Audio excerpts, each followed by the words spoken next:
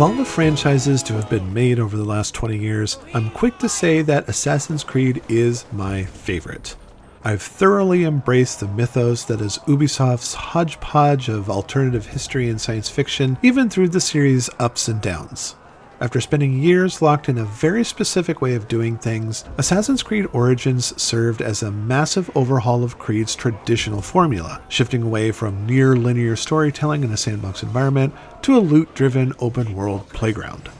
Not only did New Creed blow open the franchise's scope, it offered a surprisingly deep dive into the culture of each game's time and place, to such a degree that both Origins and Odyssey got the edutainment-themed Discovery Tour add-ons. The 13-year-old version of me who had to make do with Encarta 95 would have had his mind blown over this. Assassin's Creed Valhalla is another opportunity for virtual tourism as you relive a major moment in history in which Norsemen from Scandinavian countries invaded, pillaged, and eventually settled England in the 860s. Valhalla tells the tale of Eivor the Wolf-Kissed, who survived the childhood trauma of seeing her, or his, parents butchered in the middle of a feast to celebrate the merging of her family's clan. Eivor earned a warrior's place among her adopted family and grew close to her stepbrother, Sigurd, who is next in line for succession. After being denied this birthright, Sigurd convinces Eivor to join him in the long journey to England, where the great heathen army has since settled. Along the way, he introduces his stepsister to his newest allies, a pair of assassins also headed to England to fight against the Order of the Ancients' growing influence. Gifted with the hidden blade, and used in a rather unconventional manner, Eivor offers her assistance in eliminating the Order's presence so long as it aligns with Sigurd's plans to strike up alliances. Meanwhile, in the present day, we find Layla Hassan at her lowest point following the events that concluded her chapter in Odyssey. After Abstergo's Sigma team decimated her assassin cell, she has fled to New England with Sean Hastings and Rebecca Crane, where Eivor's remains have been uncovered. She struggles with the influence caused by the Staff of Hermes she acquired in Atlantis, an artifact that made her irritable and driven to mood swings. As Earth copes with strange anomalies, growing earthquakes, and a certain respiratory virus, Layla once again goes into the past so that she may help her future. Bring your own metal ingots. I cannot forge them from empty air. Those who have spent 60 or more hours with Origins and Odyssey already know what to expect out of Assassin's Creed Valhalla. In fact, so much of Valhalla feels eerily reminiscent of Odyssey that you might wonder if you're playing a reskinned version of the 2018 game. Dropped into an open-world environment with few roadblocks, you're given free reign over a large swath of English territories occupied by villages, towns, ruins, and forts that are friendly to or suspicious of Eivor's presence. Quests give your immigration to England a purpose, and like other games, they're organized by faction and major story events. Valhalla's quest system was confusing at first because once you reach England, it front-loads a lot of settlement activities that can only be completed the longer you play. Tasks like recovering all of the Assassin's Codex pages or even eliminating the Order of the Ancients is impossible to do from the start. What the game should have done was place a stronger, more noticeable emphasis on forging alliances by pledging aid to other clans. Considering that pledges are where the main missions come from, making it more obvious to pursue them would have saved me some time at the start. Although few artificial animus-generated barriers prevent you from going wherever you want, the different kingdoms that make up the eastern side of England are marked by power levels that denote the expected difficulty of its defenders. Character development is solely based on experience points and a massive skill tree that offers lots of options to customize Eivor's abilities and make her strong enough to conquer these harder areas. All of the different gameplay systems, stealth, open warfare, exploration, work just as well as they did before, and it's still great to have so many options at your disposal. Something that these new Creed games were really great at was giving the player the freedom to engage the enemy through stealth or open combat without penalty. Stealth kills are always satisfying, especially after learning to create traps that lure, cause distractions, and set up assassinations. What I found kind of annoying about stealth is that you can't use your Raven to mark targets the same way Cassandra and Bayek could do in their games. In fact, your Raven partner is kind of useless overall, as it won't identify targets, only show you the general area where they might be. Tracking targets has been replaced with a pinging system that will mark enemies in red, allowing you to see them whether they're standing out in the open or inside houses and huts. Look, as fun as stealth is, sometimes you might find yourself feeling the warrior's thirst for battle, and Valhalla's combat system is happy to oblige. Combat has gotten better in these recent games, and I'm especially happy with how it was implemented in Valhalla. Compared to the grace and acrobatic style of fighting in Odyssey, I love that Ivor's fighting style is heavier, grittier, and far more physical. There's no Ezio-level finesse here, just ugly brawling that looks great and intimidating in action. This is one area, actually, where the sound design is really effective at establishing tone, as axes thud loudly against shields until they burst into splinters. Ivor can fight using all manner of different weapons, like hand axes, bows, and two-handed spears, and something I noticed after about 20 hours playing the game is that there seems to be fewer of them. I actually don't mind this, because I always found it annoying that in Odyssey or Origins, you'd be inundated with new gear and either have to anguish over which to use, spend a lot of time dismantling, or selling stuff off. Whichever weapon you find in favor, Ivor's attacks are governed by stamina that is affected by how often she swings, dodges, and even the total weight of her gear.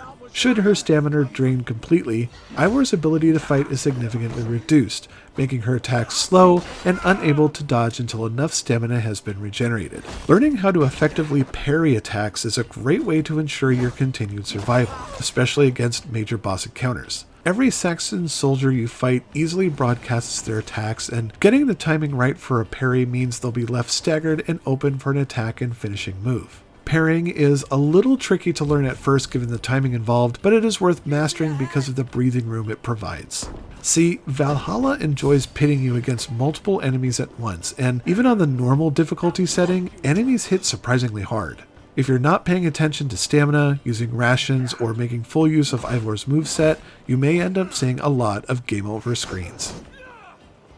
Ivor's effectiveness in battle is also determined by how points are spent in skills. Modeled after star constellations, the skills menu is a large web-like network of nodes that expand to other constellations in every direction. Dropping points in these nodes grants incremental boosts in damage resistances, both physical and elemental, stealth attacks, carrying weight, bonuses to armor sets, and health. At the center of each star pattern is a passive skill that offers fun new options like chaining multiple assassinations, creating elaborate traps from dead bodies, cause damage on a successful parry, and guide arrows mid-flight. The close cousin to the skill menu are abilities that can be mapped to the controller's face buttons and require adrenaline to trigger. Some of these abilities are also really fun, like a harpoon you can launch at someone and then swing that poor fool at his allies and damage them all at once. Unlike the skill points that are doled out each time Ivor levels up, which is very quickly and a lot, abilities can only be unlocked by hunting down books of knowledge that are tucked away in inconvenient places. A Viking's life is a busy one. And in between all of the pillaging and political intrigue, how does one find time to stop and smell the roses? The good news is that Assassin's Creed Valhalla is packed with so many activities and diversions that it would almost be easier to list what you can't do, like fly or drive a car. The game's playable maps, England and Norway, are chock full of opportunities to find crafting materials, seek out hidden caches of loot, hunt down long-abandoned assassin hideouts, raid tombs, hunt animals for sport and profit, play drinking games, bet on Orlog matches, and engage in flighting, which are essentially Viking rap battles. Of these diversions, Orlog is my most favorite to play. It's kind of like a dice-based iteration of Hearthstone where two players attempt to reduce each other's hit points by strategizing dice rolls that can attack, defend, and bestow tokens that activate unique abilities, like doubling damage or removing dice from play. Drinking games, flighting, and Orlog are typically found within encampments and larger settlements, but when you head out into the wilds, you're more likely to come across world events. Think of these as the random events you'd find in Grand Theft Auto 5 and Red Dead Redemption 2. short encounters that involve people looking to you for a little bit of extra help. World events, oddly enough, are a considerable source of comedy. I don't equate Assassin's Creed with humor outside of a few small character moments, so to sit and watch as Ivor gets up into some shenanigans with random people is a little jarring. World events had me meeting a Viking with an axe sticking out of his head, helping an old man toss precious belongings off a cliff, assisting a pair of bumbling brothers desperate to try to make a name for themselves, and hanging out with a talking elk during a hallucinogenic stupor. One event in particular simply involved me running after a cat for a few seconds. Because of their levity and brevity, world events are a nice break from the game's more serious experiences.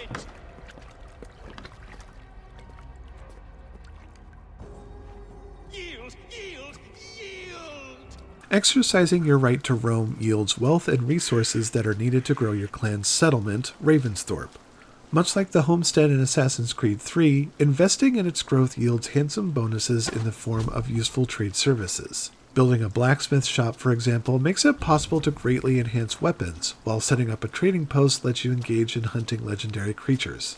Valhalla gives you the freedom to purchase cosmetics from vendors to give your settlement a little extra style with decorative add-ons like statues, wooden sculptures, and trophies. Expanding Ravensthorpe doesn't come cheap and requires a substantial amount of supplies which can only be acquired by raiding monasteries. One of my biggest grievances with Assassin's Creed Odyssey was the unshakable feeling that the conquest battles were mostly pointless. Aside from being forced into them by the story or grinding experience or to lure out a cultist, conquest battles never really mattered in the grand scheme of things.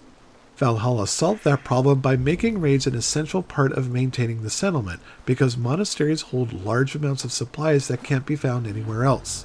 Triggering a raid is easy enough. Either approach the area by boat or wander onto the grounds and blast a horn. Either method will trigger a full-on assault on the monastery as Vikings battle Saxons and leave civilians to flee in terror. Completing a raid involves tracking down supply caches spread out across the area, and once the last cache has been collected, the raid ends and you're free to return home and spend your ill-gotten materials. There is a lot going on in Assassin's Creed Valhalla, and for the most part, all of it is pretty great. The gameplay is solid and responsive enough, but from time to time I felt like I experienced some typical open-world jank. Ivor, like Cassandra and Bayek before her, is capable of climbing any surface, but between Norway's craggy mountains and England's stone ruins, climbing on and around various structures can sometimes cause the character to move in directions you didn't want them to go. This is especially noticeable when you're chasing after floating pages, a la Black Flag, and I often felt frustrated watching Ivor behave in ways I didn't want nor expect. Another annoying issue I felt needs to be addressed is the practice of marking targets during assaults on enemy strongholds. Because there's so much going on when the fighting starts, unending streams of enemies and smoke making it difficult to see, it can be hard to track down enemies during the melee. The aforementioned pinging system is the best way to identify targets, but the range only goes so far, leaving me to run around the area in a desperate hunt for the remaining soldiers. Exploration and world building is something that the previous New Creed games have done really well, and Valhalla is no different. Late 800s England might not be as visually diverse as Egypt or Greece, but that doesn't stop it from being a beautiful, vibrant place. Although there are still supernatural elements that permeate just below the surface, your adventures feel grounded in reality and less fantastical as you assist clans in court intrigue, hostile takeovers, and political marriages. I was really looking forward to seeing how the game performed on my new 4K TV, and since this was the first game I got to play with HDR settings, there were moments when the game stole my breath away. That also meant I got a much clearer picture of the game's rather brutal violence. For a series defined by stabbing people in the throat with a hidden blade, Valhalla is the most over the top. I have no problem with that because the spectacle of seeing arms, heads, and legs get lopped off aligns quite well with the already gritty nature of combat. Funnily enough, the only bit of violence I had a problem with were the short cutscenes that trigger once you've assassinated a mission-critical target. Before you engage in a final conversation, which allows these figures to get caught up in monologuing, you're treated to a random video that looks like something out of Mortal Kombat as the hidden blade penetrates the victim's body, tearing its way through bone and muscle to pierce soft, squishy organs. Ugh. Thankfully, this is something you can turn off within the game's massive catalog of accessibility options. Like its new Creed predecessors, Assassin's Creed Valhalla is an epic adventure that benefits from a startling new direction in design and function. Because of its larger scope, you're no longer living inside a small narrative bubble and shaping the world around you. Instead, Ivor, Bayek, and Cassandra are small but important cogs that help turn the wheel of civilization by helping others influence history. You've done this twice though, and Ubisoft asks you to do it all again.